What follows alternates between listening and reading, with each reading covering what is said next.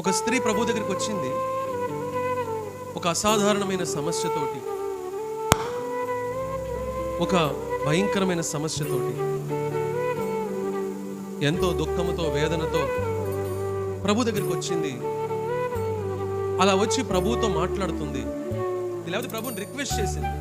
మనకు అర్థమయ్యే భాషలో చెప్పాలంటే ప్రభువుకి ప్రార్థన చేసింది. ఆ ప్రార్థన ప్రభుని ఆకర్షించి, హల్లెలూయా, ఆమె చేసిన ప్రార్థన ప్రభుని ఆకర్షించింది. ఎంత ఆకర్షించింది అని చెప్పనంటే, అమ్మా నీ విశ్వాసం గొప్పది అని ప్రభు అనేది. హల్లెలూయా. ఆమెలో ప్రభు ఏం చూశాడు? గొప్ప విశ్వాసం చూశాడు. ప్రభుకి ఇష్టమైంది ఏంటి అని చెప్పేసి అంటే విశ్వాసం. ప్రభు పట్ల విశ్వాసం కలిగి ఉండడం ఆయనకి ఇష్టం. అవిశ్వాసంతో, సగం విశ్వాసంతో, లేకపోతే చాలిచాలని విశ్వాసంతో ప్రభుని సమీపించడానికి ప్రభు ఇష్టపడ్డ. ఎప్పుడు కూడా ఆయన దగ్గరికి వచ్చేవాళ్ళు ఆయన ఉన్నాడని నమ్మాలి, ఆయన వెతికే వారికి ఆయన ఫలము దయచేవాడని నమ్మాలని చెప్పేసి వాక్యంలో స్పష్టంగా రాయబడింది.